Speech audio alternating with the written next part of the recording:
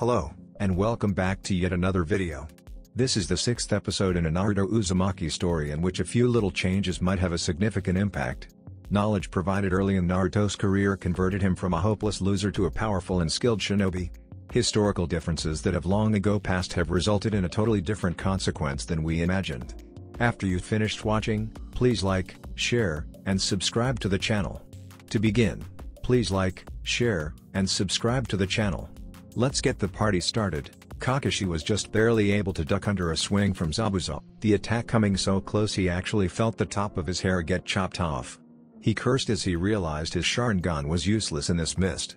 He had only managed to catch a glimpse of Zabuza, and that was always right before he attacked. So far all Kakashi had been able to do was dodging the attacks when he felt them coming. That was a close one, eh Kakashi? Came Zabuza's amused voice. I've had closer, Kakashi replied nonchalantly while trying to come up with a plan to defeat Zabuza. Any thoughts on plans stopped when Kakashi rolled under a sword swing that came from his front, flipped over another swing that came from behind and sidestepped a third one that he caught out of the corner of his eye. He's using Mizu Bunshines to attack from multiple directions. Great. You know, your brats don't stand a chance, Zabuza conversed lightly, as if they were not in a life-and-death battle.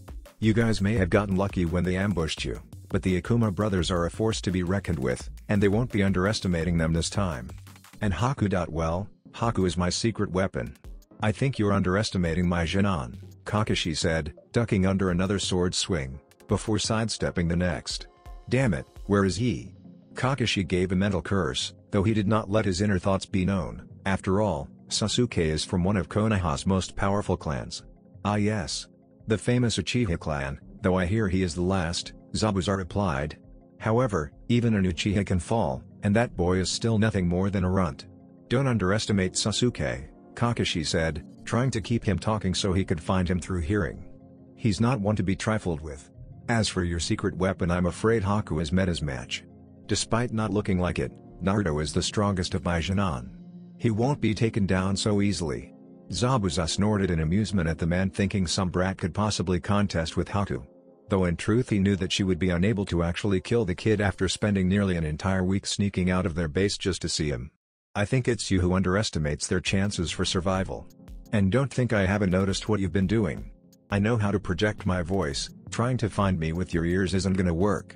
Also that Sharingan of yours is useless, since I am a master of Muon Satsujin Jutsu I don't need to use my eyes to fight. Shit. Kakashi swore as he was forced to duck roll away from another sword swing. He should have realized this battle would not be the same as last time. He began dodging more attacks as he tried to come up with a new plan. Sasuke ran at the two Akuma brothers. The Demon's brothers smirked before Guzu, the older brother shot right, and Mizu, the younger brother went left. Sasuke was forced to stop as he tried to keep both of them in his sights. It didn't work as Mizu came in, behind Sasuke, making the raven-haired Jinan roll left. When he came up, Guzu was in front of him, slashing at Sasuke with his clawed hand.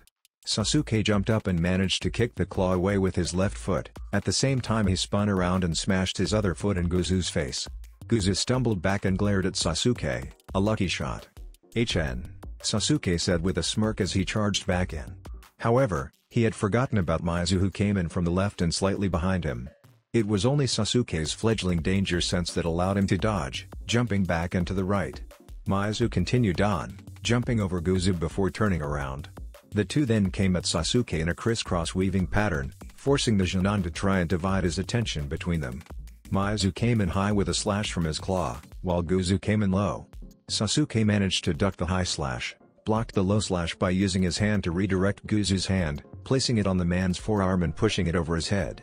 However, he ended up getting hit when Mizu continued on, jumping over Sasuke and kicking him in the face. Sasuke's head snapped back as he stumbled backwards a few steps, his nose now bleeding as he glared at the two. He began going through several hand seals and took a deep breath. Kaden, Gukakyu no Jutsu. A large fireball spewed from Sasuke's mouth, barreling towards the two.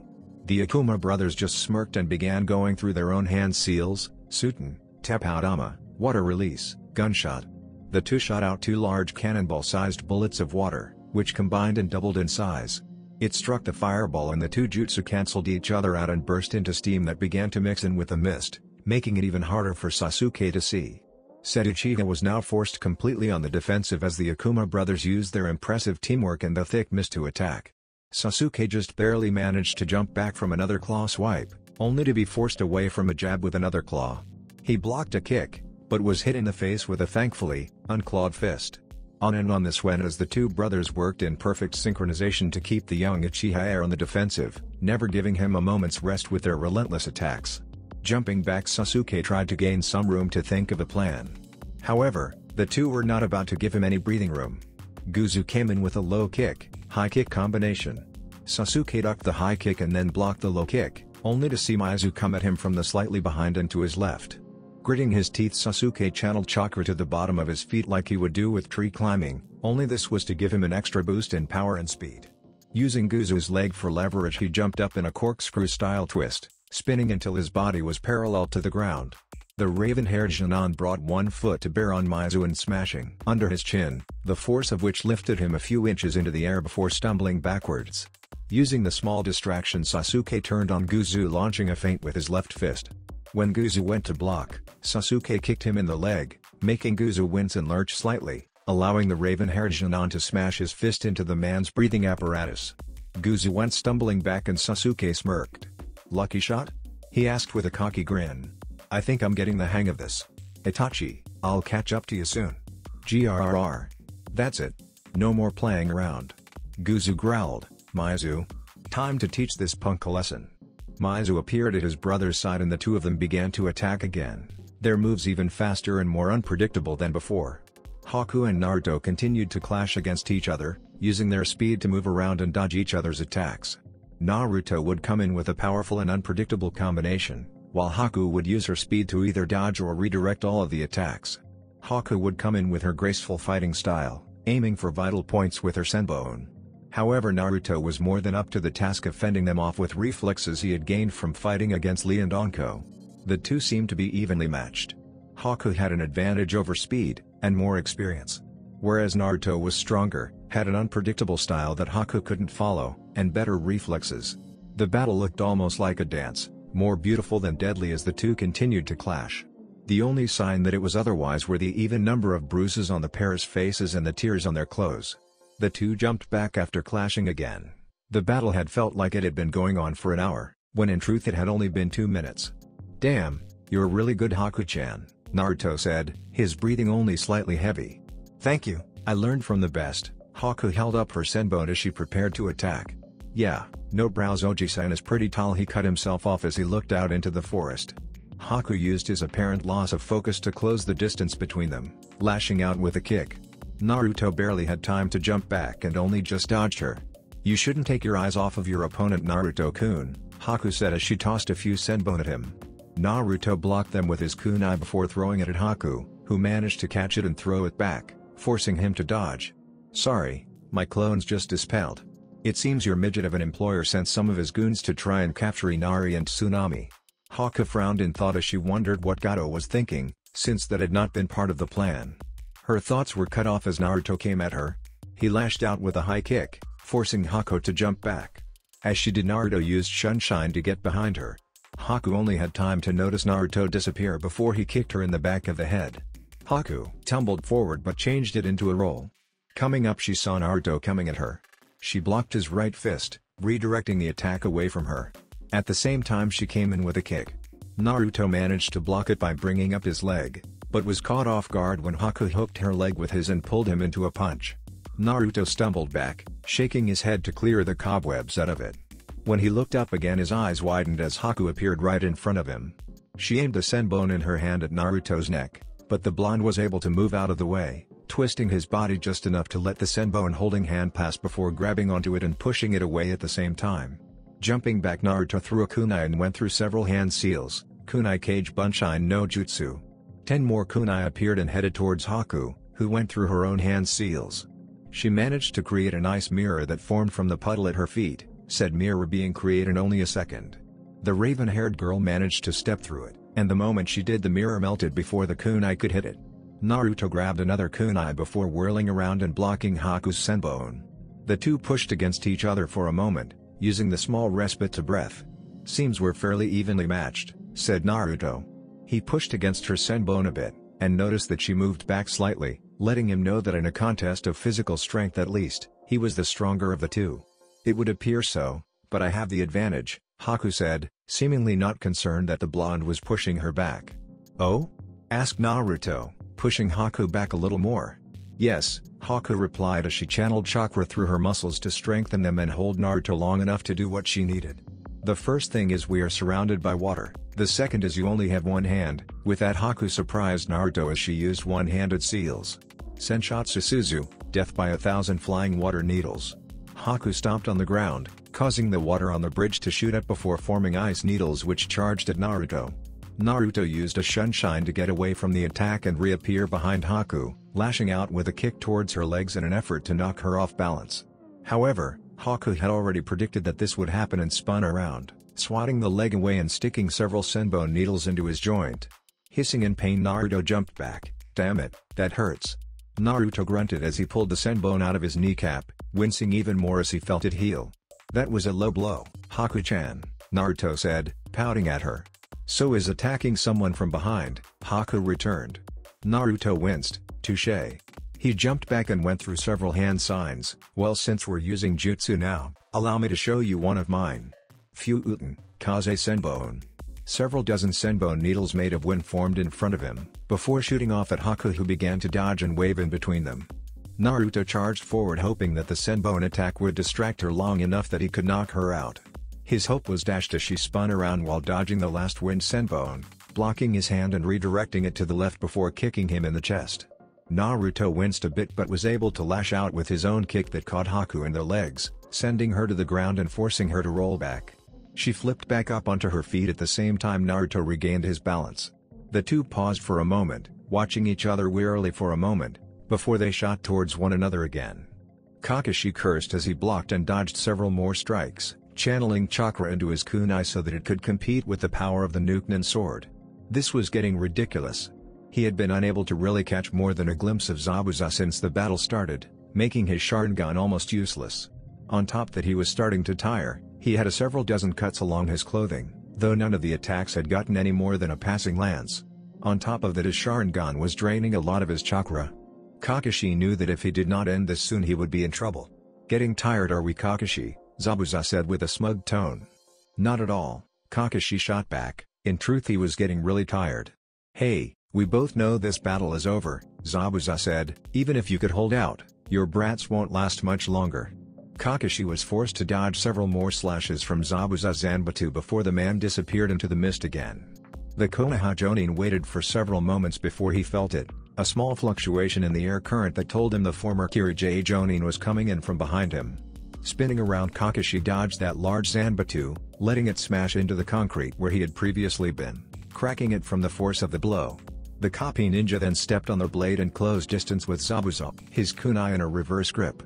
Kakashi plunged the kunai into Zabuza's neck, noticing that said ninja was leaking out water rather than blood. A second later, the Zabuza he had stabbed burst into water and Kakashi was forced to jump back as another Zanbatsu slashed into where he had just been. A moment later, the large sword along with the person holding it wavered in the mist before disappearing. "You can keep thinking that if you want," Kakashi said, eyeing the mist despite knowing it would not do any good. "And even if they're not, you forgot one important fact." Zabuza's voice seemed to echo from everywhere. "Oh? And what's that?" asked Kakashi. "My mission," was Zabuza's laughing answer. "Mission? I don't get it." "His mission is to..." Kakashi's eyes widened. "The bridge builder." Sakura stood in front of Tazuna with a kunai drawn. Her entire body was shaking as the three battles went on around her unseen. But, just because she could not see them, did not mean she could not hear them. The pink had heard everything, from the clang of metal, the sounds of flesh hitting flesh, grunts, screams. All of it was nearly enough to overwhelm the poor girl with fright. "This is all too much," Sakura said to herself, her eyes darting back and forth as she tried her best not to let her fear get to her, and continue her job to protect Tazuna. "I feel so out of my league. Like I'm completely useless and at any second I could just die. On top of that, Sasuke-kun and even Naruto are fighting out there, while I'm just sitting here doing nothing." She was so worried about what could happen to her that she never noticed Zabuza appear behind her and Tazuna until it was too late. Zabuza hefted his blade off his back just as Sakura and Tazuna turned around to see him. As the giant Zanbatsu was about to cleave into the pair, Kakashi appeared in front of them, using his body to shield the pair from attack. "Too late," roared Zabuza as his blade came down. Kakashi's eyes widened as the blade came down. There was a splash of blood and Sakura screamed. Sasuke stumbled back as he received another fist to the face from Guzu. His breathing was getting ragged and his clothes were torn and ripped from the many close calls he had with the pair's poisoned gauntlets. It seemed they had been toying with him. After that second punch Sasuke managed to land, the two had seemingly turned up the heat. Now they were nearly twice as fast, twice as vicious, and had used it to their advantage, turning Sasuke into what amounted to a glorified rag doll. Sasuke rolled out of the way of another attack, moving into a series of flips, knowing from experience that Mizu would be there to attack him from behind. As soon as he landed on his feet he was forced to dodge to the left, but ended up running right into Guzu, who hit him in the face. Sasuke shook his head and jumped back as Mizu came towards his position. He would have thrown several kunai, but Guzu appeared on his left and came at him with his clawed hand. Sasuke was forced to backpedal right into Mizu and only barely managed to dodge the claw swipe he sent. "Damn it!" Sasuke cursed as he dodged another attack, only to be knocked back by a kick to his chest.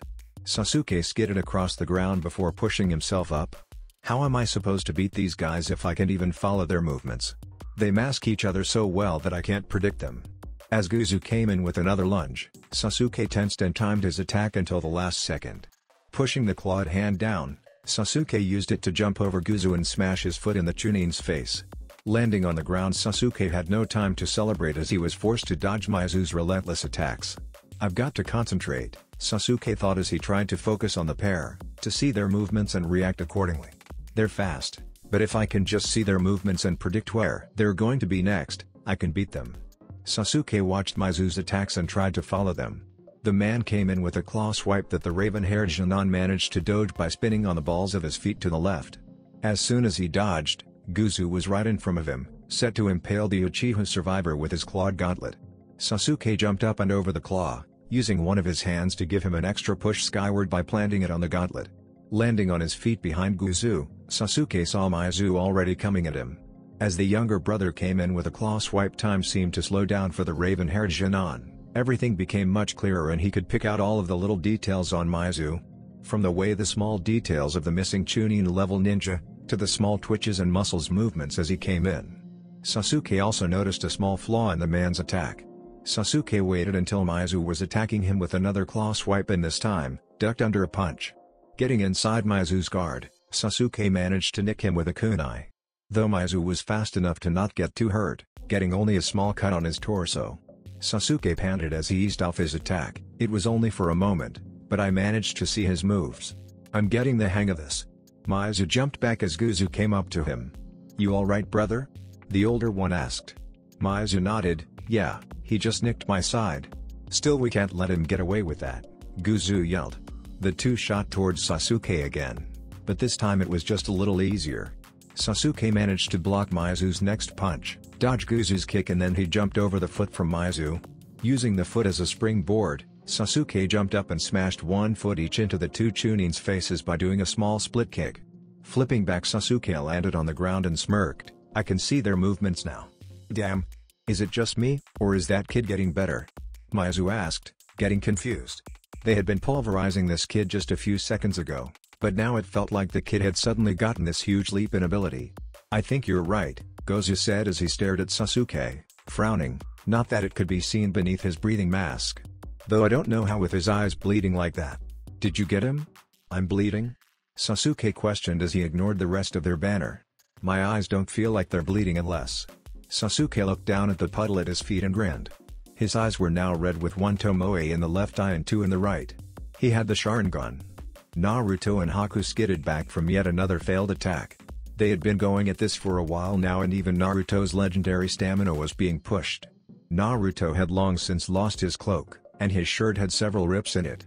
Haku had likewise received numerous rips and cuts on her body, one of which had cut off the chest bindings she had been wearing.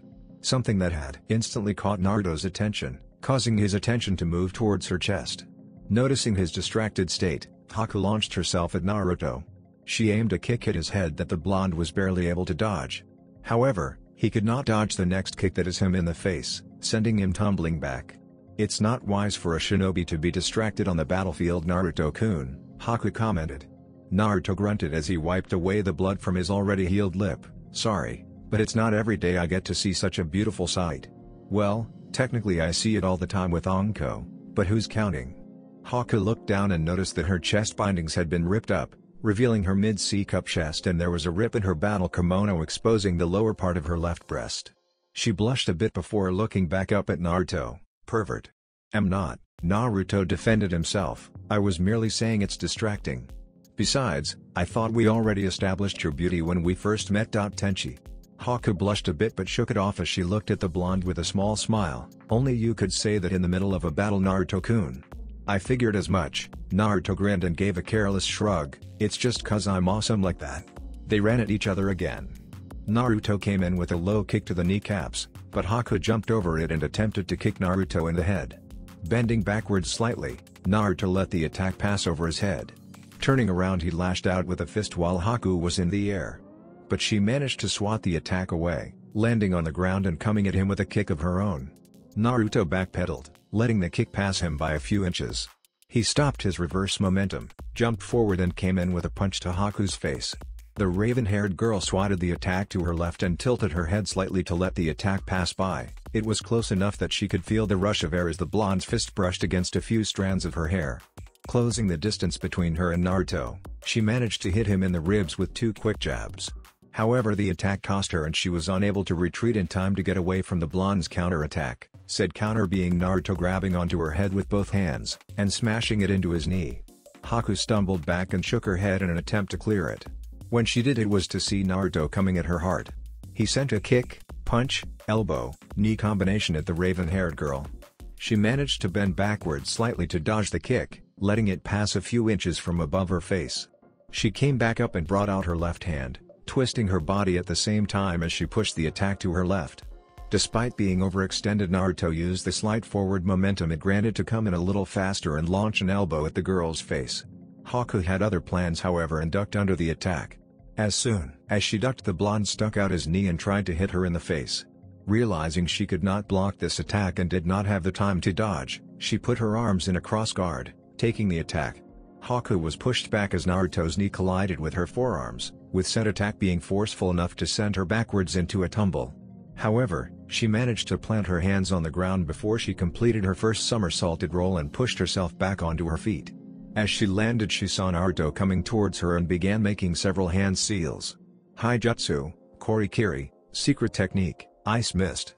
Haku inhaled a deep breath before exhaling. As she did, Naruto noticed that the mist in front of her turned white and looked like the small water molecules were becoming crystallized. It only took a second for him to analyze what she was doing. She's freezing the mist by infusing it with her chakra. If I get caught in that, I doubt even Kyuubi will be able to heal the frostbite I'll receive. Not wanting to become a popsicle, he Kawarimi'd with a clone he had created when the Zabuzamizu Bunshines had attacked them. The clone froze in his place, turning pure white as it became a crystalline structure. Haku ended the technique and waited for the mist to clear, before walking over to the now frozen Naruto. I'm sorry, Naruto-kun, I did not want to do this to you, she apologized. That's alright. Haku's eyes widened as she turned around and saw Naruto right behind her. She was unable to dodge the blow to her face, however, despite her surprise, she was still able to counter and catching his foot with her own as she stumbled back, forcing the blonde to catch himself when he got tripped up and make sure he could not counterattack, allowing her some time to work out a plan. The point became mute as Naruto began a set of hand seals, Fuuten, Kamikaze Seiken. Linking his fists together, the blonde thrust them out and a powerful blast of concentrated wind in the shape of his fist shimmered as it pushed through the mist. Haku jumped out of the way, feeling the air get displaced as she dodged the attack. But Naruto knew she would and had only used it as a distraction while he closed the distance between them. He managed to get in front of her and plant a knee into her stomach before she could react. The fake Kiri Hunter ninja gasped in pain as she coughed up a mixture of spit and blood as the attack folded her over Naruto's knee. However, Haku was not about to be outdone and latched onto his leg, using one of her own to trip him and send the blonde sprawling to the ground. Naruto's back hit the concrete with a small oomph from the whiskered blonde as the wind was knocked out of him. As he tried to regain his breath, he saw Haku throwing a punch at his neck with several senbon being held between her fingers. Rolling out of the way, Naruto was able to dodge the attack and pushed himself onto his feet several feet away from Haku. This is getting us nowhere, Naruto muttered to himself. They were simply too evenly matched, and nothing they did seemed to affect the other for long. Haku seemed to be having the same thoughts. He truly is a strong opponent. I really don't want to use this, but to help Zabuza-sama I have to. You really are strong, Naruto-kun, Haku said as she began more single-handed seals. But I'm afraid that means I have to use my secret weapon on you. Makyo Hyoshu, demonic ice crystal mirrors. Naruto watched as he became surrounded by a dome of ice mirrors. Haku stepped inside one of them and an image of her appeared in all of them. Naruto looked around at all the Hakus. Well shit, he said as they all brought out Senbon. This is the end, forgive me. Naruto-kun, Haku said before all of the Hakus disappeared and Naruto found himself being hit by dozens of Senbon at what felt like almost the same time. It was only because of his spars with Lee that Naruto was able to tell they were not at the same time, being maybe several tenths of a second from each other. Though with the pain he was feeling from getting stuck with several dozen Senbon needles, he was unsure if that tidbit of information really mattered. What the hell? Naruto said as they all appeared in the mirrors again. I could barely even see what happened. Are these copies of herself that are attacking me, or is this some kind of speed technique? Naruto pulled out the Senbon that he could reach and threw them on the ground. I need to figure out what kind of technique this is so I can beat it.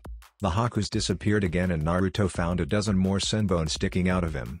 That is if I can survive this. Naruto dropped to his knees, wincing as he pulled out even more needles. Please surrender, Naruto-kun. I don't want to have to kill you, Haku begged, her voice not bothering to hide her emotions. I don't want you to kill me either, Haku-chan. Naruto winced as he stood up. But I can't let Tazanaoji-san die. I won't give up. Kai, release.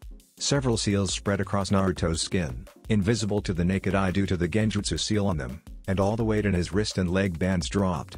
Naruto felt about 150 pounds or so lighter, which was an almost accurate estimation of how much his weight weighed. This should help, Naruto mumbled. While Haku had been fast, Naruto had been fighting fast opponents for several months now, one of whom was faster than Haku. It's time to get this fight really started. Haku was not sure what Naruto had did, but decided not to give him a chance to try something against her. She attacked. Sasuke grinned as he dodged another set of attacks. Jumped over Guzu and smashing a foot into the back of his head. This was getting much easier with his Sharingan. Now he could see all the attacks sent his way and predict them. Even though it's incomplete, it's more than enough to deal with them. You know, I'm getting pretty bored here, Sasuke said with a smirk, feeling confident now that he had his Sharingan. Maybe you aren't as good as I thought you were? This battle's just getting started, Guzu shouted with false bravado. He and Mizu had been giving it their all for a while now and nothing seemed to work on the Jonan anymore. HN, Sasuke smirked, moving into his Setsu Jutsuken, Interceptor Fist, of the Uchiha clan before giving them the come on gesture. As the two charged, Sasuke began following their patterns, using his Sharingan to track them both. So long as they did not move too far away from each other he would be capable of keeping track of the two of them. Guzu was the first one to reach him, coming in with thrust of his clawed hand in the hopes of impaling the Uchiha heir. However, Sasuke sidestepped the attack as if he had known he was going to do this before he even started, grabbed Guzu's arm and kicked him in the face. Hard. Both Sasuke and Mizu heard the other Akuma brother's neck snap. Sasuke blinked as he saw the now dead body fall to the floor. Brother. Mizu muttered before turning a glare on Sasuke. I'll kill you. Sasuke broke out of his shock as Mizu closed in on him, already in his face and shoving his clawed hands towards Sasuke's throat. Sasuke's eyes widened as he acted on instinct, redirecting the hand and stabbing a kunai into Mizu's neck, killing him. Unfortunately for Sasuke, Mizu's forward momentum was not halted and the Chunin rammed into Sasuke, sending the two of them flying through the air. Sasuke hit the ground hard, his head smacking against the pavement of the bridge and knocking him unconscious as Mizu's corpse landed on top of him and pinned him to the ground. As Haku attacked, Naruto strained his eyes to see her, hoping to catch just a glimpse so he would know where the attack was coming from. He soon found her. She was nothing more than a blur that was closing in on the left. As soon as he found her, the whiskered blonde made liberal use of the sunshine to get away from her Senbon attack. He reappeared several feet away, and saw the mirrors reflecting Haku before she disappeared again. Again Naruto used sunshine to get away just in time, and continued this over and over until his eyes began to adjust to Haku's speed. Soon he could at least make out her form enough to see the limbs moving. Realizing that long-range attacks would no longer work on the blonde, Haku came in and tried to attack in close. However, this was exactly what Naruto wanted. Timing his attack, he waited until Haku was right next to him and launching an attack, blocking her Senbon before tossing a kunai at her.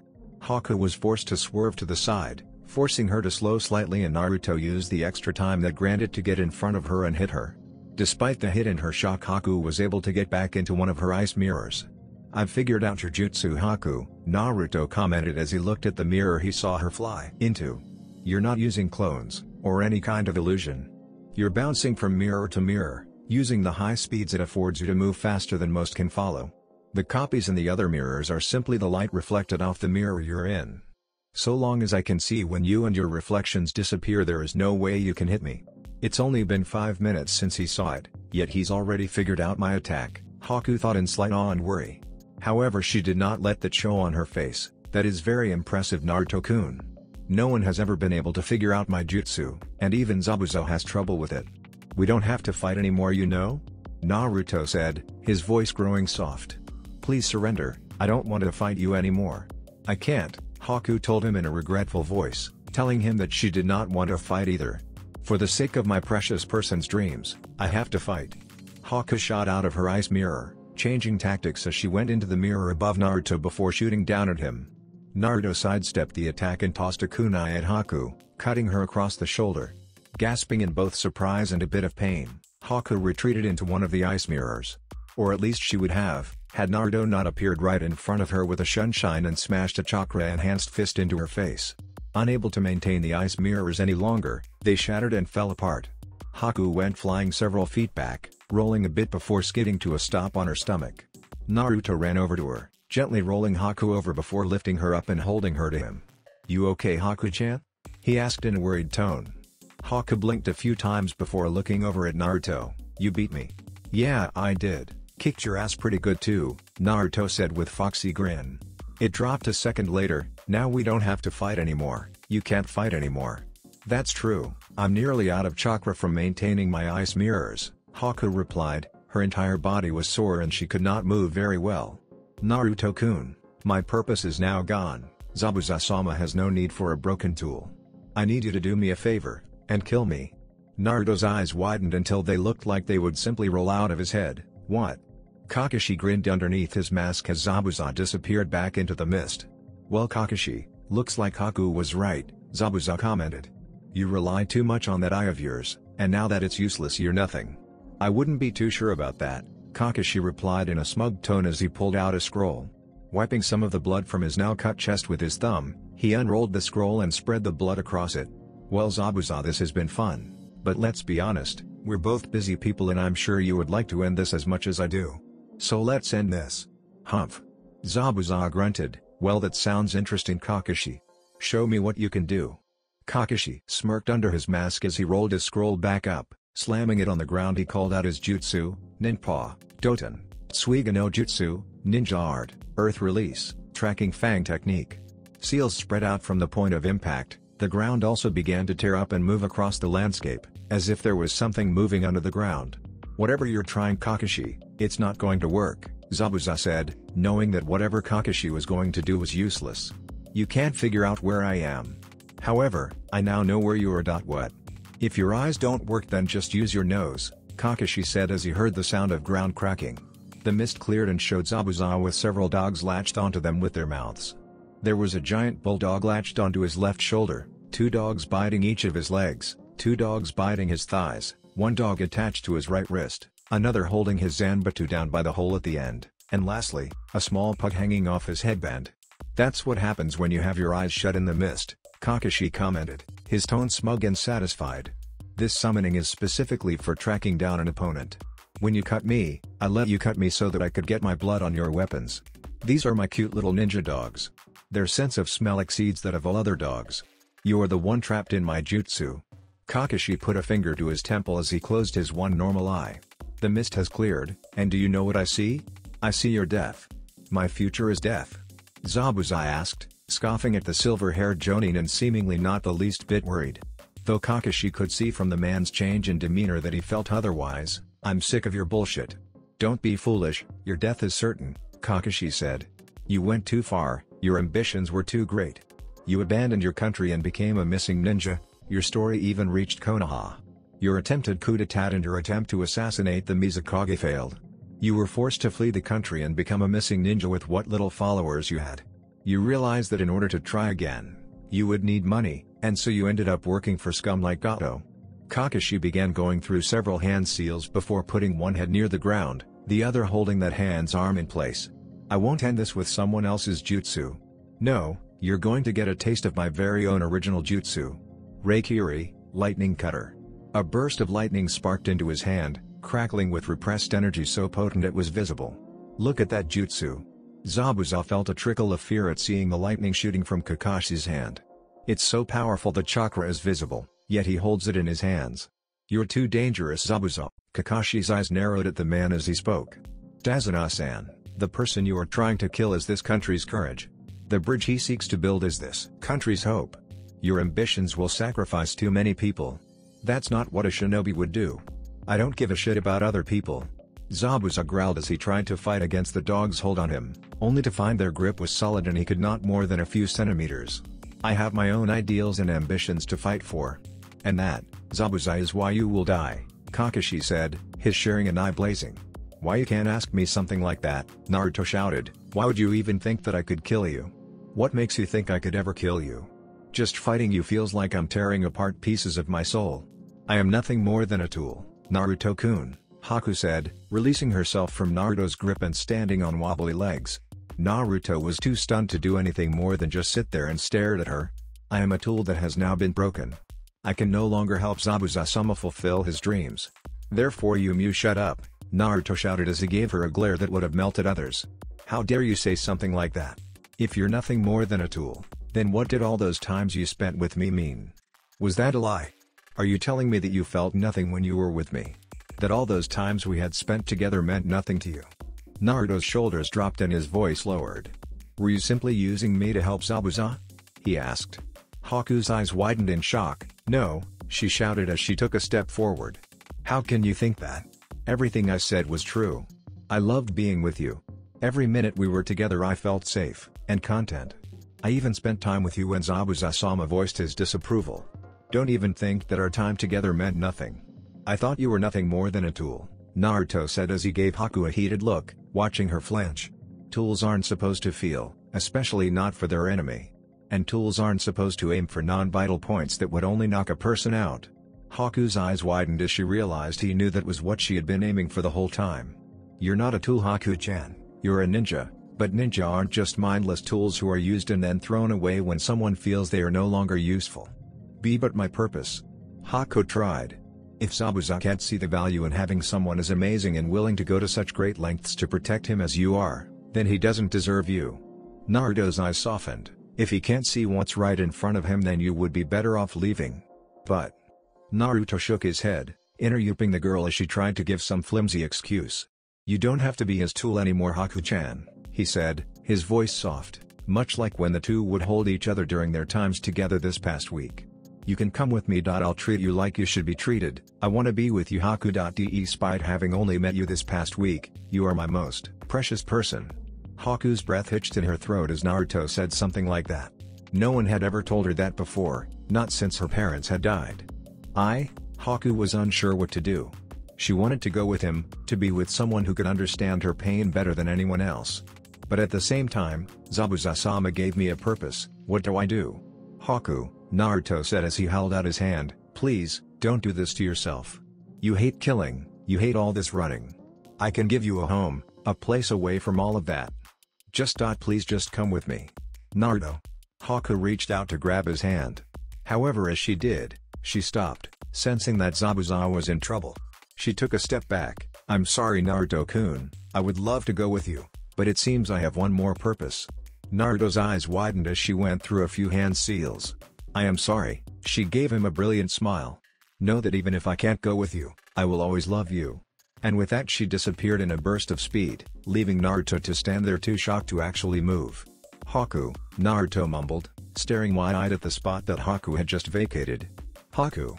Makyo Hyoshu, demonic ice mirrors. Using her Kekkei Genkai, Haku can create a dome of 21 mirrors made out of ice to trap an opponent. 12 remain at ground level, 8 are placed above the first 12 and angled toward the ground, and the final mirror is above the rest and facing the ground. Haku can then enter one of the mirrors and instantly transport to another mirror. While moving about, she bombards the opponent with attacks at very high speeds, such that the rest of the world appears to be moving in slow motion compared to him. Also, all the mirrors show a reflection of Haku, so it is difficult for the opponent to discern which mirror she is in. If the mirror Haku is in is broken, she can leap out of one of the fragments and continue her attack or move to another mirror. The technique requires a large amount of chakra to maintain, so Haku's movement becomes progressively slower the longer she maintains the mirrors. Haijutsu, Korikiri, secret technique, ice mist, a technique where Haku infuses her chakra into a very fine ice-like mist. This technique is used to freeze mass amounts of opponents, though it can also be used as a wide-scale attack on a single opponent. Katen, Gukakyu no Jutsu, a technique where chakra needed inside the body is converted into fire, and expelled from the mouth in a massive orb of roaring flame. The scope of the attack is altered by controlling the volume of chakra that is mustered. The released flames will engulf their target, and leave a crater on the ground surface. The fireball is normally blown through a ring made by the thumb and index finger of the user. However, Sasuke and Itachi are seen doing this technique without making a ring over their mouth. According to Kakashi Hatake, the fire release, Great Fireball technique was originally created by the Uchiha clan, becoming one of their favorite moves with which they became very adept. The Uchiha clan also uses the fire release, Great Fireball technique as a coming-of-age technique. This technique apparently requires more than average chakra reserves, and most Shinin should not be able to do this technique. Suten, Teppoudama, water release, gunshot. The user needs chakra, and converts it into water, and then spits it out in the form of condensed balls. The high-speed water ball attack possesses just as much power to kill as an actual gunshot. While this is a water release technique, it can still be employed someplace where no water is available, which is a great advantage. It's also possible to increase the power of destruction of the balls themselves by building up the chakra inside of them. The number of bullets is determined while needing chakra. By taking advantage of gravity, the bullets can brutally increase in power. Senshotsu Suzu, 1000 flying water needles. Using this jutsu, Haku gathers some water from the air and surrounding environment into 1000 long needles. She then directs them to a specific target at high speed, leaping backwards before impact so she doesn't get caught in the crossfire. While the needles do surround a target from all sides, they don't appear above the target, creating an escape route. Haku is able to perform this jutsu with one-handed seals, allowing her to pin an opponent's arm and attack while they cannot use any techniques themselves. Ninpo, Doten, Tsuiga no Jutsu, Ninja Art, Earth Release, Tracking Fang Technique. This jutsu allows Kakashi to summon his own personal ninkin to perform special tasks. After he marks an opponent with his blood, Kakashi rolls out a scroll and smears his blood across it. Afterwards he places it between his hands and makes the seals before he slams the scroll into the ground. The ninkin are summoned there and travel through the ground following the scent of the blood. When the target is found, they erupt from the ground and hold down the opponent with their mouths. Kakashi uses this to immobilize an opponent for his lightning cutter. Reikiri, Lightning Cutter. The lightning cutter is an enhanced and concentrated form of the Chidori with the same effects and drawbacks. According to Mike Guy, it gained its name after Kakashi split a bolt of lightning with it. Because the Chidori is already powerful on its own, the lightning cutter requires better chakra control, which is exemplified in its appearance. The Chidori appears as simply a mass of white electrical chakra in the user's hand, while the lightning cutter is more focused and blue. In Part 1, Kakashi is limited to using it 4 times a day, but by Part 2 he can use it at least 6 times. Kakashi stared wide-eyed as blood splashed across his face and clothing, his arm shoved elbow deep in the person's flesh and moving out the back. He was so shocked that he could not even think of removing his arm from said person's chest, and instead watched as blood began to stain the cloth covering his arm. Everything seemed to stop in that single instance as Kakashi, Sakura, Thazuna and Zabuza all stared at Haku in shock, having had used herself as a shield to protect Zabuza and taken the silver-haired Jonin's assassination technique. None were more shocked than Zabuza himself, who could only stand there with his eyes wide and Haku's blood splattered all over his face. He had known of the girl's devotion to him, having been the one to take her away from the hellish life she had been living in Mizuno-kuni. But even he had not expected or even thought she would have taken her desire to protect him this far. He was so surprised that he could not even think of using everyone else's distracted state as an opportunity to kill Kakashi. Haku. The near-animalistic scream tore everyone's attention away from Haku and towards Naruto, who had stopped running as soon as he saw his sensei's arm through Haku's chest. "No," he mumbled before breaking out into a run. "Naruto! Kakashi tried to say, only to be ignored as Naruto grabbed Haku, pulling his sensei's arm out of her and sinking to the ground, and as he attempted to shake Haku awake. No, no, no, no, no. Haku! Wake up! Naruto shouted, his voice frantic and his eyes looking into her now dull ones. Come on Haku, you need to wake up. I need you to wake up. Don't. Naruto's voice choked. Don't leave me. Naruto stared into Haku's eyes looking for any sign of life. Only to find them dull, lifeless, like what you would expect of a doll. No. Hokage no. Tears came from Naruto's eyes, even though he didn't notice. Not like this. I never wanted this to happen to you. Why? Why did this have to happen? Damn it. Haku, the blonde's shoulders began to shake as sobs racked his body. Heedless of the blood that was pouring out of the wound in Haku's chest and began to stain his clothes, Naruto pulled the now still Haku closer to him, and began to rock back and forth as seeking, hoping to find that warmth that he had always felt from her before. It wasn't there. All he now felt was the fading warmth that she had held when alive, and it was soon replaced with the cold feeling of one who had just died. Naruto, Sakura mumbled, completely shocked at what she was witnessing and not at all sure what she should think at seeing the side of the person who, even after his increase in intelligence and skills, had always seemed to be an idiot to her.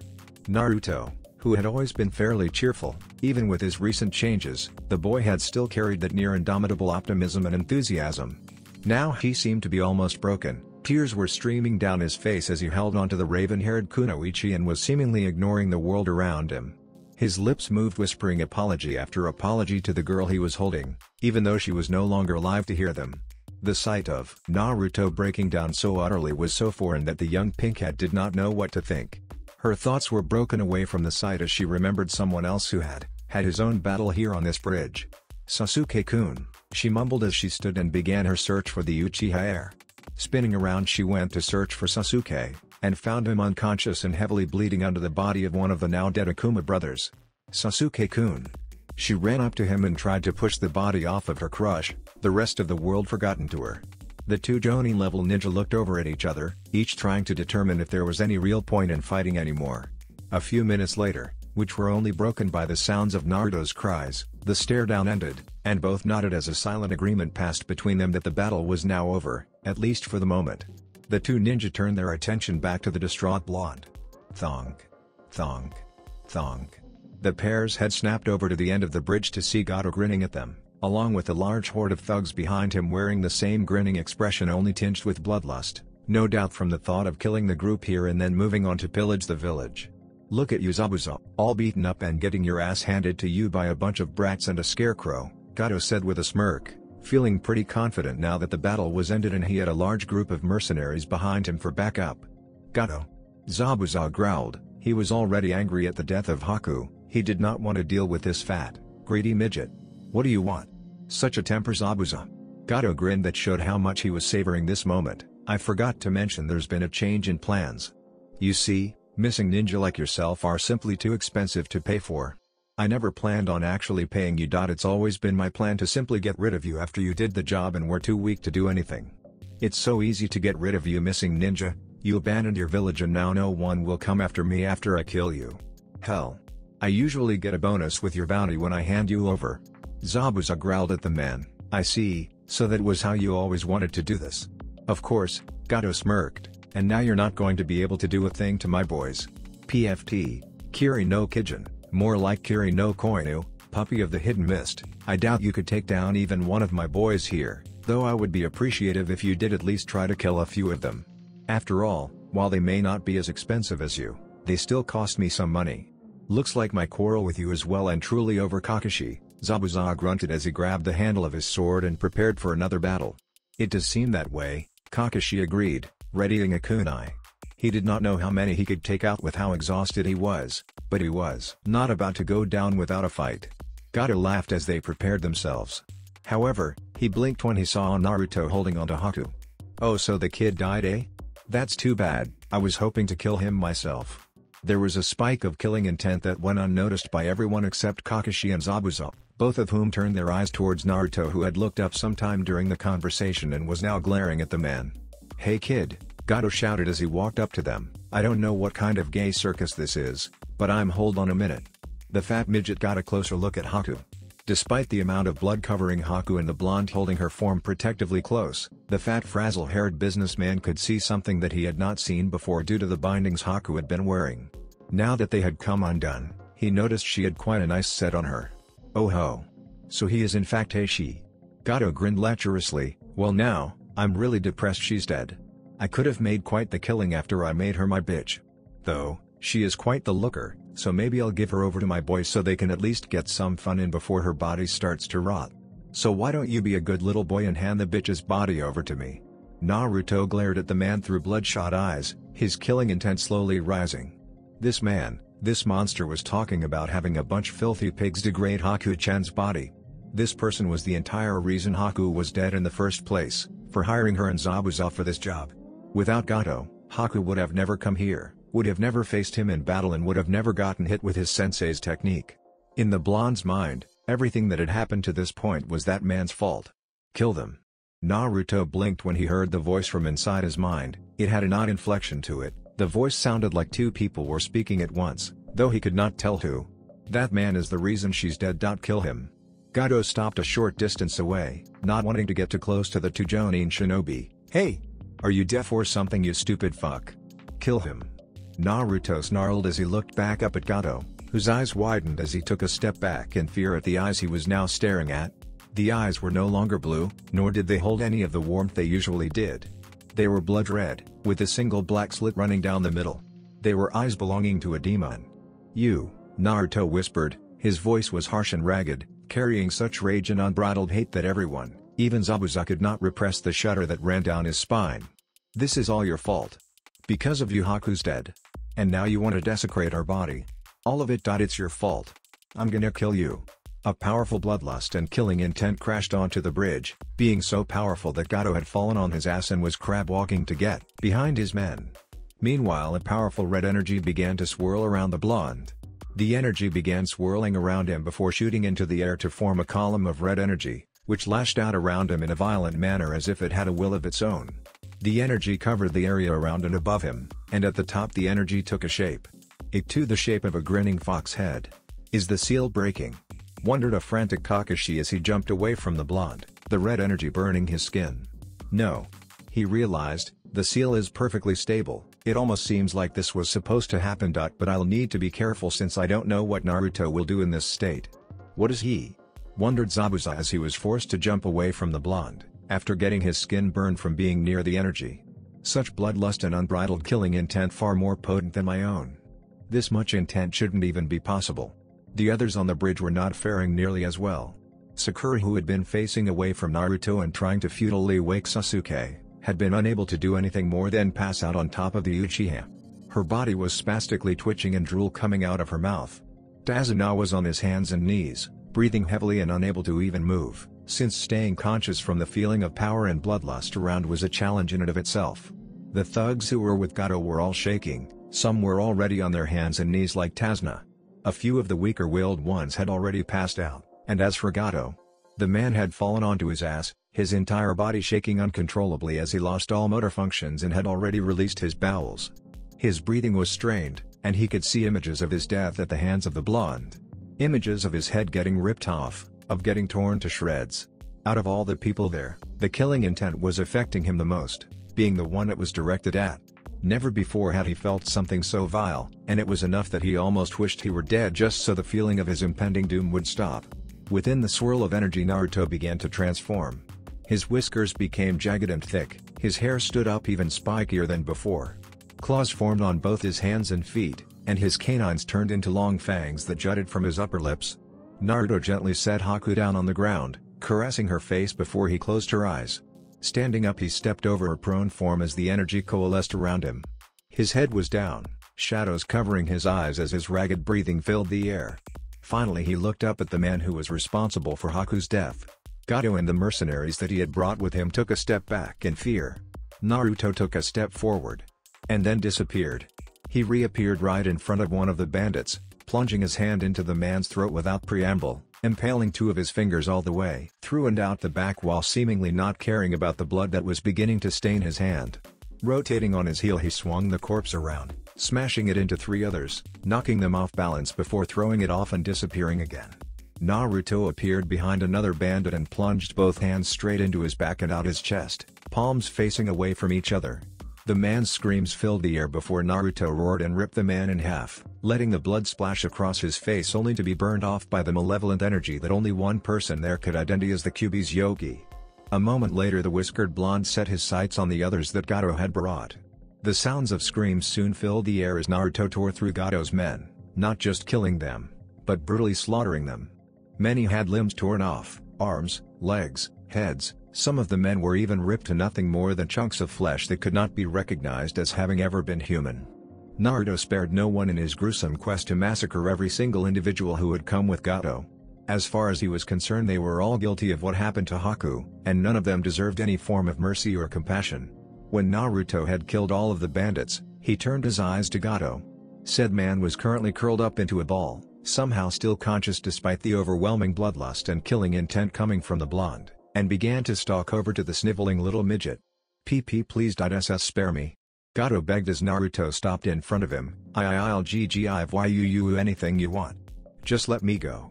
The whiskered blonde stopped short at Gato's words and looked at him with a sort of absent curiosity, like a lion might look at an antelope that was pinned under its paws. For a moment Gato was not even sure the blonde would speak, as all Naruto was doing was staring at him. Finally, "Anything?" asked Naruto, his voice deep and guttural, no longer sounding human but taking on the pitch and timbre of something demonic in origin. "Yes. Anything," Gato said enthusiastically, feeling certain he could buy off this demon. "Just name it. Money, wealth, power, women. Anything at all." "Very well." Naruto tilted his head at the man, seemingly in thought of what he wanted. "I want you to bring Haku-chan back." Gato's eyes widened and his face paled. "I can't do that." "No?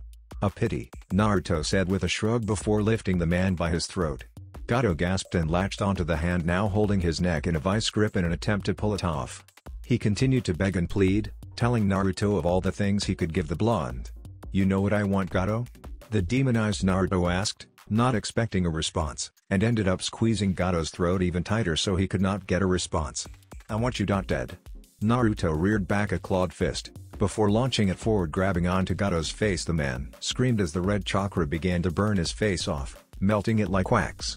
With a roar of finality, Naruto channeled the red chakra into his hand as he squeezed Gato's head, making the corrupt businessman's head explode in a shower of gore. Naruto dropped the now headless body unceremoniously as the red energy began to leave him. His transformation reversed, his eyes changed back to normal, his claws reverted and his canines shortened while his whiskers went back to their original state. With his mind now clear of the bloodlust that had taken over it, he looked at the devastation he had caused, then down to his hands, his eyes wide. Despite all the blood having been burned off by the chakra, he could still see it on his hands. He could still remember what he had done. He could see how he had slaughtered all of the thugs Gato had brought in, the man himself, and could recall everything he had done in picture-perfect clarity. "What have I done?" Naruto dropped down onto his knees and vomiting the entire contents of his stomach, as his stomach began to rebel. Even after he had finished, the whiskered blonde was still dry heaving, his mind and body both still feeling the overwhelming sense of nausea from what he had done. "There's that monster. You are not to go near that boy again. He's nothing but a monster in disguise. Demon. You are the Kyuubi no Kitsune." Naruto began to hyperventilate as the voices of the villagers washed over him. He tried shutting them out, but that only seemed to make the voices louder. He tried ignoring them, but the voices were not to be denied, and no matter how much he tried to tell himself otherwise, he began to feel disgust for what he had done. "Okami. They're right. I'm nothing but a monster, a demon. I Naruto." The blonde froze as a hand landed on his back. Looking up, he saw Kakashi, his head bent back over his Sharingan, looking at him in concern. "Kakashi-sensei?" he choked out. "Are the villagers right? Am I really a demon?" Kakashi's eye widened slightly before going back to its concerned look. "No, Naruto, you are not a demon. Do not think like that. What you are is a shinobi." "A shinobi?" Naruto asked unsurely, his eyes clouded and lost. "Yes," Kakashi answered with a nod. "But I killed all those people." Tears began to form in his eyes. "They didn't stand a chance. I just tore through like they were paper. It was so easy. How can I be anything but a monster? How could anything other than a monster do those things?" "A shinobi," Kakashi replied, "as a shinobi you will always be called upon to do things you may not like, things that, to a civilian, would make you seem like a monster. This is the world we live in, Naruto.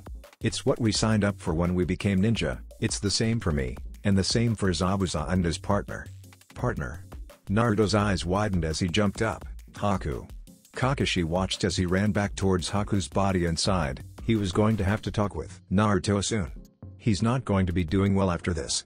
Dealing with the guilt of killing other people in such a violent manner, and using the Kyuubi's chakra to do it.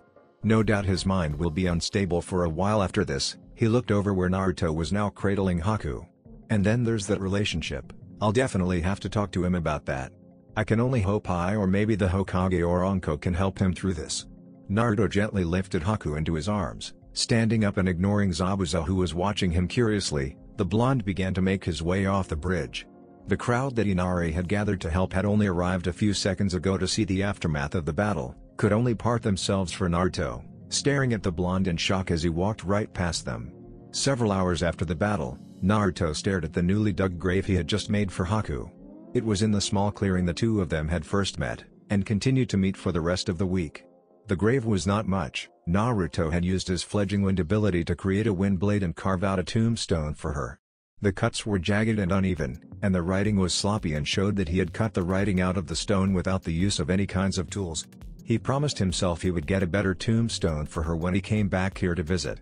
His face was now set in an emotionless mask as he stared at the grave. Reaching a hand into his shirt, Naruto pulled out a small chain that was attached to his neck.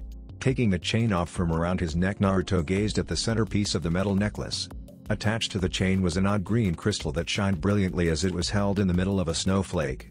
Haku had given it to him on their last night together. Flashback. Taking a deep breath, Naruto began to tell her something that no one in his age group knew. The day I was born, the Baiju'u known as Kyuubi attacked my village. Many of our ninja forces had been killed, even a lot of our civilian population died. The Kyuubi attacked without warning, just appearing in the middle of our village before going on a rampage. Just when all hope seemed lost, the Ondaime Hokage arrived and, through the use of a powerful self-sacrificing jutsu, killed the Kyuubi. Haku looked up at him as he paused in curiosity, wondering where her companion was going with this. She knew of this story. It had been one of the few major incidents that had spread across the elemental nations, even reaching Kiri. At least that is what the history books and our teachers taught us, but that story couldn't have been farther from the truth, Naruto said in a quiet voice. You see, the Kyuubi, like all Baiju'u, was simply a massive malevolent chakra with a conscience, and was the strongest of the 9. As such, the Kyuubi cannot be killed. He looked down at Haku to see her staring at him with wide eyes. The only way to defeat a Baiju'u is to seal it, and the only thing that would work against something as strong as the Kyuubi is a person. Haku gasped as she continued listening. She already had an idea where this was going. However, she continued to listen, knowing that it would be better if he told her himself. Naruto plunged on, fearing that if he did not continue now, he would never be able to tell her, and so the Yondaime took a newborn baby, who had just had its umbilical cord cut, and used it to seal the demon. Just before he died, the Yondaime asked that the child be seen as the hero that protects Konoha each and every day by ensuring that the Kyuubi could never escape again. He paused for a second and took a deep breath. Suffice to say, the villagers did not honor his dying wish. From the moment the boy was born, he was treated like he was less than dirt. At the orphanage he was in, the matron refused to let him play with the other children, fearing that the monster would taint the others. He was only fed the scraps other children left after their meals once a day if he was lucky, once a week if he wasn't. And on his 5th birthday, they kicked him out. Closing his eyes, Naruto missed the tears that were already falling from Haku's eyes. For nearly a year this child lived on the streets, going through the garbage cans in order to find sustenance. On many occasions he would get tossed away from them by the people who owned the shops that used them, causing him to starve. He would live wherever he could, often in cardboard boxes and even living in the sewers of Konoha for several months just to stay warm during some of the colder seasons. It was only by chance that he happened to come upon a little ramen shop, and even more amazing luck, that the Hokage happened to be there. The Hokage, after hearing of what happened to this child, gave him an apartment of his own and a monthly stipend for his necessities and the utilities of the apartment. However, even then, it was not enough. The apartment owner could not raise the price high enough so he could not pay, but she did make it so that he was nearly broke all the time. Not that it would have mattered. The boy was unable to buy the bare necessities anyways. Shops would kick him out, or sell rotten goods to him. Clothing stores kicked him out or charged triple the price for nearly ruined clothes. And no matter where he went, people would either glare at him, or try to ignore his existence entirely. The boy also had no friends since parents had told their children to stay away from the boy, saying that he was dangerous and could not be trusted. Eventually, the parents' hatred was passed on to their children. Even when he went to the academy to become a ninja, it was no different. Teachers would yell at him when he tried to answer questions, or throw him out for trying to outdo clan heirs. Nothing he seemed to do helped improve his standing in class, and, eventually the child turned to pranks, hoping it would get him the attention he wanted. A stifled sob and the feeling of a body pressing into his caused Naruto to stop his story. Looking down, he saw Haku crying into his shirt. Deciding that she knew enough, he stopped there and got to his point. "I don't think I need to tell you who this child was." Haku shook her head as she looked up at him. "I don't sniff understand how anyone sniff could do something like that to an innocent child with such a burden." "It's because they don't understand," Naruto said quietly. "Humans have always held a fear of the things they don't or can understand, and when they fear something, the basic instinct of all humans is to lash out at it simply to prove that they don't fear it. You should know this better than anyone, since the same thing that happened in Kiri." "Still," Haku said as she placed her head on his shoulder, "I don't know how you could handle something like that without breaking. And I don't know how you could deal with your parents' death, or the fact that you were forced to kill one of them without breaking," Naruto replied. "I can handle it because I understand why they're doing it and wanted to change their opinions of me. Before I found out why, I had used my pranks and hid behind a goofy smile and upbeat attitude to deal with it. I guess I figured that if they were going to ignore me, or hate me, I would give them a reason to with my pranks." The whiskered blonde ran a hand through his hair and sighed. "It wasn't until a traitor tricked me into stealing the forbidden scroll of sealing that I found out why. But now I do understand, and I'll make them change. I'll become Hokage and show everyone that I'm not the demon they think I am." Haku smiled as she looked up at him. "You really are an amazing person, Naruto-kun," she said. Naruto blushed. "Well, I'm not really all that special." Haku shook her head and smiled. "You are. You're just too modest to realize how amazing you are." Reaching into an inner pocket where she normally carried senbon, Haku pulled out a beautiful necklace with a green crystal being held in the center of a snowflake. "My mother gave this to me. It was a family heirloom," she said. The raven-haired girl placed it in Naruto's hand and closed his fingers around it. "I want you to have this." Naruto looked at Haku in shock. Looking down at the necklace, he shook his head. "I can't take something that important from you." Haku smiled. "You can't take something if it was given to you freely. Please have it. I want you to have it." "But I feel kind of bad," Naruto said, though he did end up putting the necklace in his pouch. "I mean, I don't have anything of real value to give to you in return." "I know one thing you can give me," Haku said with a small blush. Naruto tilted his head to the side quizzically as he looked at her. "Really? What's th?" Naruto was cut off and his eyes widened in shock when he felt a pair of warm, soft lips press against his own. His entire body froze in place, and it felt like someone had lit him up with the Amaterasu flames. Every single nerve ending felt like they had been hit with a Raiden jutsu, causing him to stand ramrod straight. When she noticed Naruto was not responding, Haku pulled back and gave him a pout. "You know, when someone kisses you, you're supposed to kiss back." That is to say we and you kiss and Naruto tried, the red on his face increasing several shades. Haku sighed at how embarrassed and shocked the whiskered blonde looked. Even she knew how to kiss. "Looks like this is something we're going to need to work on." Feeling that there was nothing left to be said, she claimed his mouth with her own, and even after Naruto started to respond, their lips had remained locked.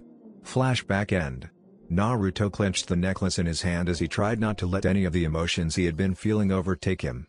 He had never imagined that after everything he had been through in Konoha, there would be something else that would hurt even worse than his loneliness. Honestly, the thought that he could feel a pain more keen than he had felt in his home village, especially after learning why he was so hated, was almost laughable. He could no longer see any amusement in that lie of thought. "So this is where you've been, eh, brat?" Naruto turned around as he heard the gruff voice to see Zabuza walking up to him. The whiskered blonde turned around, not really caring what the bandaged-faced man wanted, or that he could kill him if he so decided. "What do you want?" Naruto asked in a dull voice. Zabuza shrugged as he stopped next to the blonde. "The others have been looking for you since you've left." He paused for a moment. "Well, Kakashi and the people of Namiya are. I think the pink-haired girl and that Uchiha kid are still unconscious. At least, they were when I left." Naruto said nothing as he turned around and looked back at the grave. For a while the two said nothing, choosing to simply stare at the small monument that the Konoha Shinobi had created. "You know, when I found Haku, she had really been nothing more than a scrawny little thing," Zabuza said after several minutes of silence. "I had found her huddled up on a bridge with people walking past her, ignoring her existence like she wasn't even there. She had looked like she would keel over any moment. I'm sure that had I just left she would have died from starvation within a month's time. Despite that, I had felt there would be some kind of use for her, and so I took her with me, and trained her to be my weapon. Naruto's fists clenched even tighter and blood began to trickle from his palms as he heard about Haku training to be used as a weapon.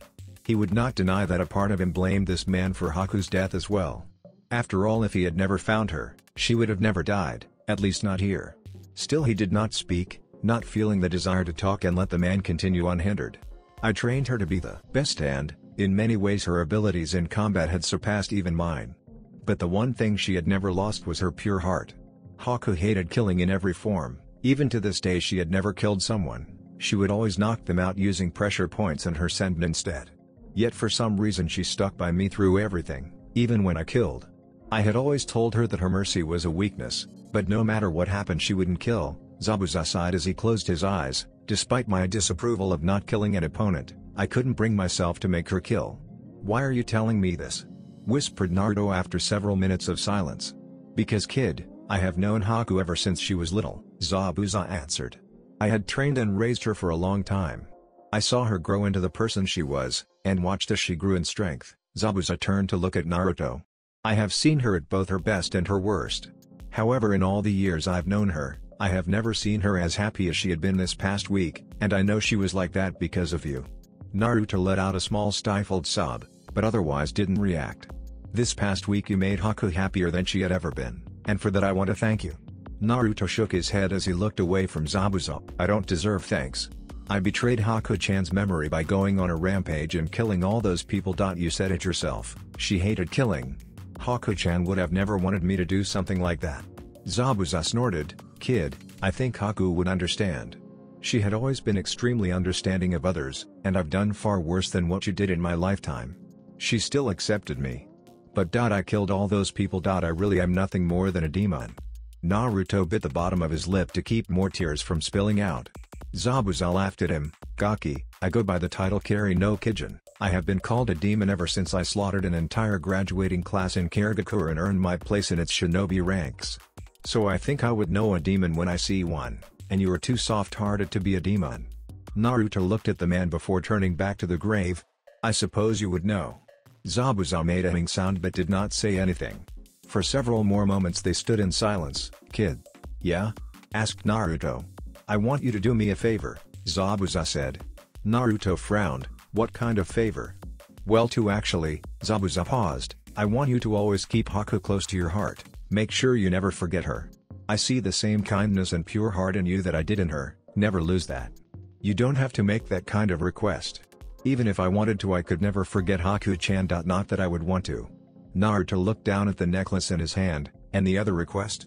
"Find people who are important to you and protect them," Zabuza said simply. Haku had always believed that true strength came from protecting the people important and precious to them. I've become more inclined to believe her after today. I want you to find that source of strength that Haku cherished, something that I couldn't do until it was too late." Zabuza walked in front of the grave and planted his Zanbatsu in the ground. Pausing for a moment before he turned around and began walking away. As he did, he passed a parting comment over his shoulder. "My one regret was never telling Haku how much I loved her, that she was the daughter I never had. Do not make the same mistakes I did, or you'll live a life of regret." Naruto watched Zabuza leave before turning back to the grave and the sword now planted in front of it. "Haku." The door to Tazuna's house opened and everyone looked to see Naruto walk in. Tazuna, Tsunami and Inari were all sitting on the large couch, while Kakashi was sitting in a chair with his book surprisingly absent. "Naruto," Kakashi said as he stood up, "are you feeling alright?" "Yeah," Naruto said, his eyes looking down at the floor. "I'm fine, sensei. Sorry for worrying you." Kakashi walked over to Naruto and put a hand on the boy's shoulder. "Listen, Naruto, if you ever need to talk about anything." Naruto looked up at his sensei and smiled. "Thanks, sensei. But I'm feeling fine, really." "Naruto-ni-san," Inari shouted as he came bounding up to Naruto. "Everyone's saying you're the one who defeated Gato on the bridge. Is it true?" Naruto winced almost imperceptibly but put on a smile for Inari. The kid didn't need to know the gruesome details or how he hated what he had done. "Yeah, it's true." He ruffled the kid's hair. "I told you I'd send him packing." "Sugoi," Inari said as he looked up at Naruto. "That's so cool." I'm gonna train to get stronger just like my Tosan and you Naruto-ni-san. Naruto gave Inari a large smile. If you want to be as strong as I am one day, then there is something very important you need to remember. What is it, ni-san? Asked Inari. When a person has something important to protect, that's when they become truly strong. Haku, Naruto looked at Inari with a smile. It's only when a person has something important to protect, that's when they become truly strong. Remember that. Inari nodded enthusiastically. I will, ni-san. Naruto ruffled Inari's hair one last time before looking up at Kakashi. So sensei, where are Sakura and Sasuke team? Sasuke has a bit of a concussion, so he's upstairs resting, Kakashi answered. Oh Sasuke-kun. Let me help you fluff your pillow so you'll be more comfortable. Get away from me. Why won't you just leave me alone? Wait. Sasuke-kun, Kakashi-sensei said you shouldn't be moving right now. Naruto, Kakashi and everyone else in the room sweat dropped as several loud bangs and the pair's screams could be heard. Well, maybe he's not getting as much rest as I thought. Kakashi sweat dropped at hearing a particularly loud scream of "Get the fuck away from me you crazy bitch" from Sasuke. Speaking of, you should probably get some rest too. The bridge should be finished by next week, until then we still have a job to do. Naruto nodded as he headed upstairs. Then I'll see you tomorrow, sensei. 1 week later, the passing week had been very hectic for the three Genin. With Gato gone and the battle of the bridge having ended in victory only because of Naruto losing control of the Kyuubi, Kakashi had decided to start training them harder than before. He had started teaching Sasuke the water walking exercise since he had already gotten tree walking down. Sakura was still on tree climbing since her reserves were simply not large enough to use water walking. Both of them had been run slightly ragged by their Jonin sensei, Sasuke even more so since he now had a Sharingan, something he had taken to turning on and off every chance he got. For Naruto things had been even worse, though it was by his own doing rather than his sensei. He had taken his training to a whole new level, pushing himself far beyond anything he had ever done. To him, his time in Nami had shown him that he was too weak to protect the people he cared about. He felt that he should have been able to do something, anything that could have saved Haku. That feeling of guilt and the pain of loss was channeled into his training. Now instead of his usual 200 clones, he had summoned up 300 and began to make them work on further developing his fighting style. Naruto wanted to incorporate the use of high-speed attacks and Fuuinjutsu into his style. Hopefully it would give him an edge over others since Fuuinjutsu was an obscure art. However, it had been his physical training that Naruto had worked on the most. While he had not upped his training seals, he had nearly quadrupled his workout routine, and was often so exhausted and sore that one of his clones had to take him back to Tazunaz. Kakashi and Tazunaz family became somewhat worried for him when they would see a clone carrying his bloody and beaten form into the house, but he assured them that he was fine. Despite assuring everything that he was fine, Naruto knew the truth.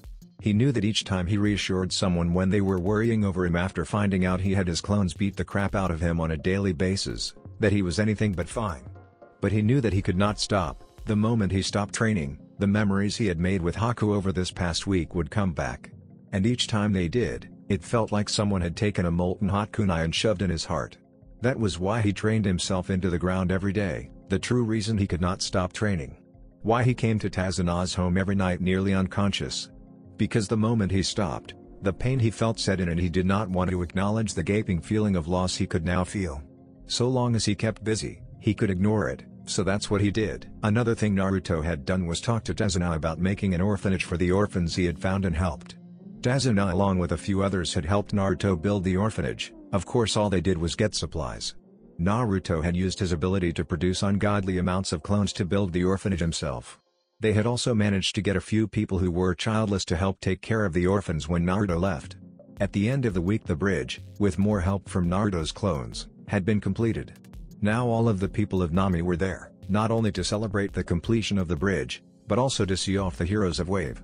Naruto in particular had been subjected to many looks and whispered mutterings much different the ones he received in Konoha.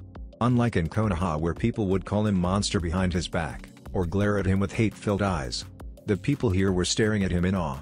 The whispers were about how strong he was, and how he had freed them from Gato. The first time he had been seen inside the city after the Battle of the Bridge as it was being called, had been an interesting and frightful experience for the young ninja. He almost understood what Sasuke had to suffer through during the academy while having to deal with a horde of fangirls proclaiming their love for him. Thankfully for the blonde it was not quite that bad. But ever since it had been made known that Naruto had been the one to kill Gato and his thugs, the people had been giving him looks of awe, and many of the girls would blush and giggle as he passed, tossing shy waves to him while a few of the bolder ones would try to get dates. One incident in particular stuck within Naruto's mind. Flashback. Naruto was walking back to Tazuna's with said man and Kakashi after working on the bridge. As they did, the blonde noticed many people staring at him, giving him odd looks with star-filled eyes, and some of the women had hearts in their eyes. The look reminded him of the way Sasuke's fangirls looked whenever he passed them by, and it was really starting to creep him out. The way they were talking about him did not help either. Is that who I think it is? They say he's the one who defeated Gato and his thugs single-handedly. Wow, really? But he's so young. Who cares how young he is? He's so cute. Naruto tried his best to ignore the stares and whispers he was receiving, as he was not really sure how to handle them. In Konoha, when people did this, the whispers were ones of hate, calling him names, talking about how he should have died, and other hateful remarks. These were the exact opposite, and because of that he had no clue how he should react. Excuse me? The three stopped and turned around to see a group of girls around Naruto's age standing behind them. Is it true that you're the one who beat Gato? Asked the girl in front, a girl with black hair and green eyes, wearing a light blue yukata. Well, I had help, Naruto finished lamely, a light blush staining his cheeks at the way the girls were eyeing him like a piece of meat. So it's true. Oh, that's so amazing. You're like a hero.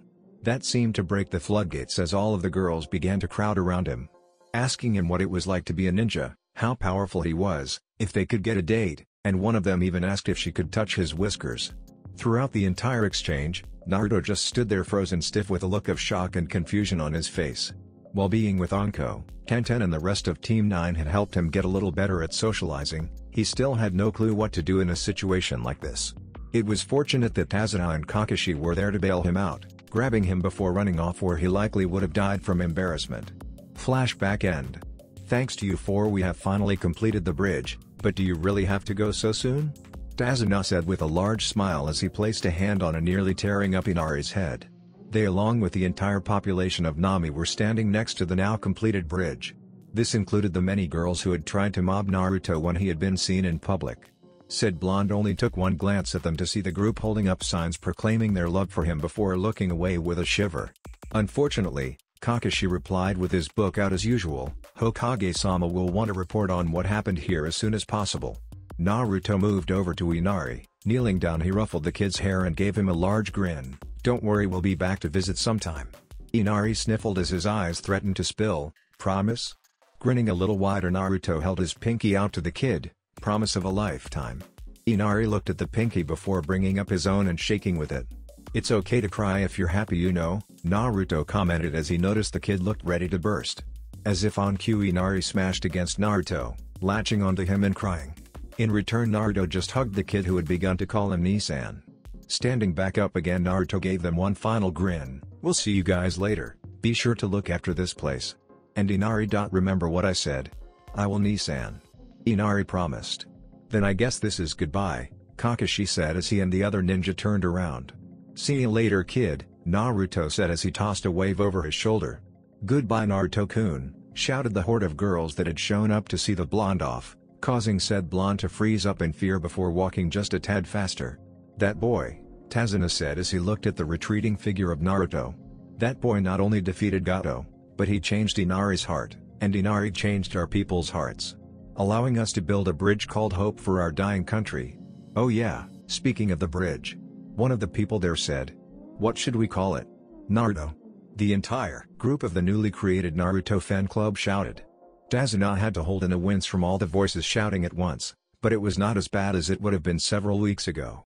He was now almost glad he had gotten used to someone whose screeches were louder than all of these girls combined. As his equilibrium and hearing came back, he thought about the name for a second before laughing. The Great Naruto Bridge. It does have a nice ring to it, doesn't it? That does sound like a fitting name, father, Tsunami said with a giggle. Yep, I have a feeling that name is gonna bring this bridge good luck, Tazuna stated as people began to cheer for the new bridge and the Jonin who made it all possible. Who knows, it may even bring other people good luck.